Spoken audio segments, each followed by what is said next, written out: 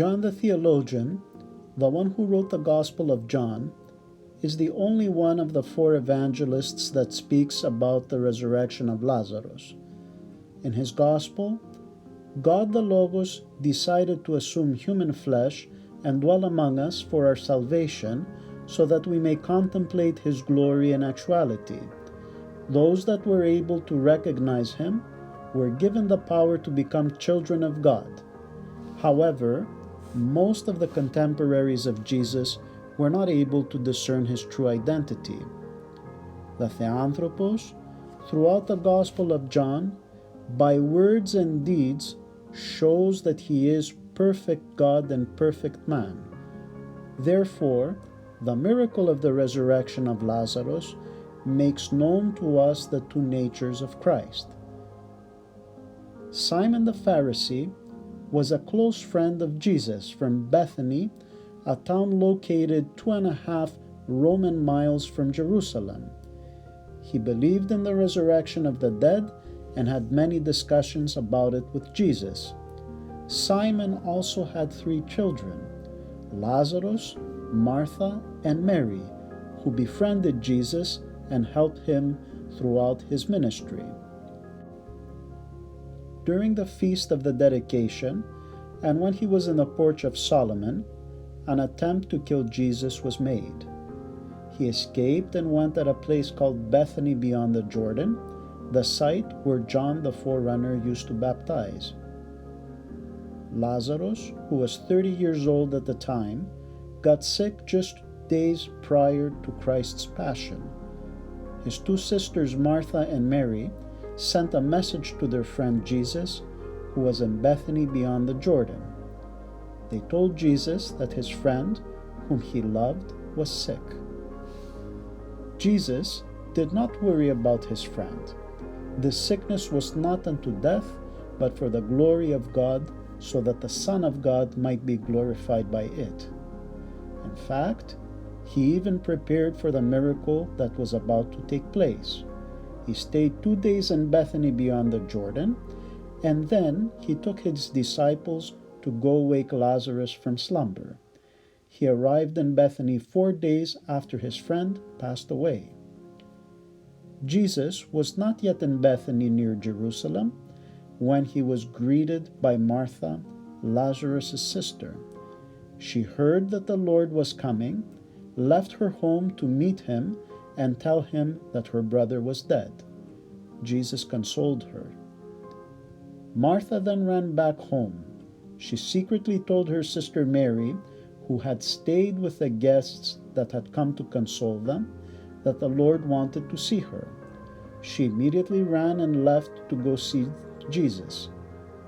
Those that were at the house followed her, believing that she was going to cry at the tomb of her brother.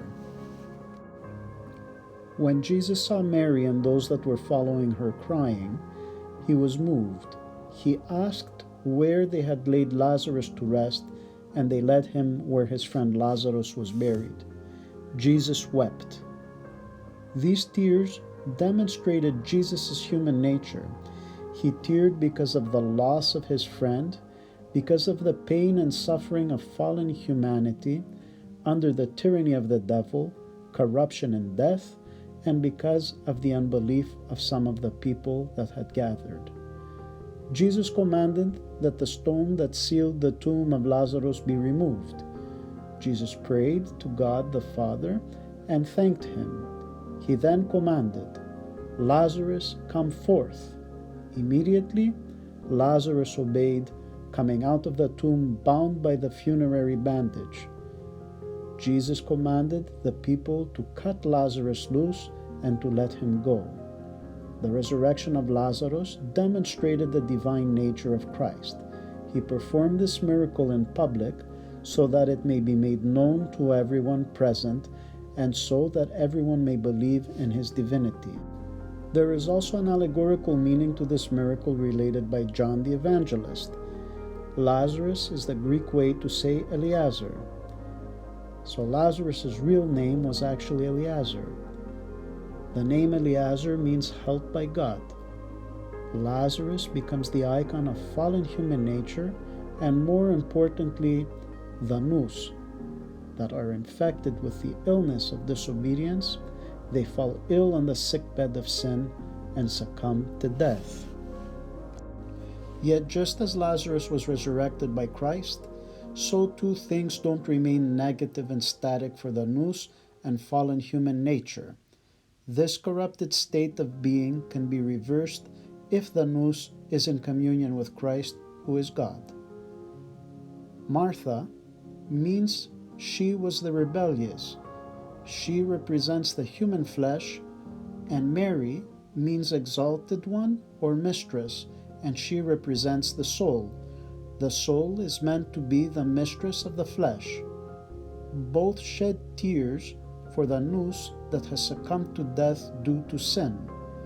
Both have faith and hope in God that He will awaken the nous from the slumber of death, and both rejoice and are grateful when the nous comes out of the depths of darkness and back into the light. Lazarus lived for another 30 years on the island of Cyprus. The jealousy of the Jewish authorities led them not only to decide to kill Jesus, but Lazarus as well, since he was living proof of Christ's theanthropic identity. He was buried in the city of Kition, and in the year 890, his relics were moved to Constantinople by the Emperor Leo the Wise, who also wrote the Vesperal Stichira for the saint's feast.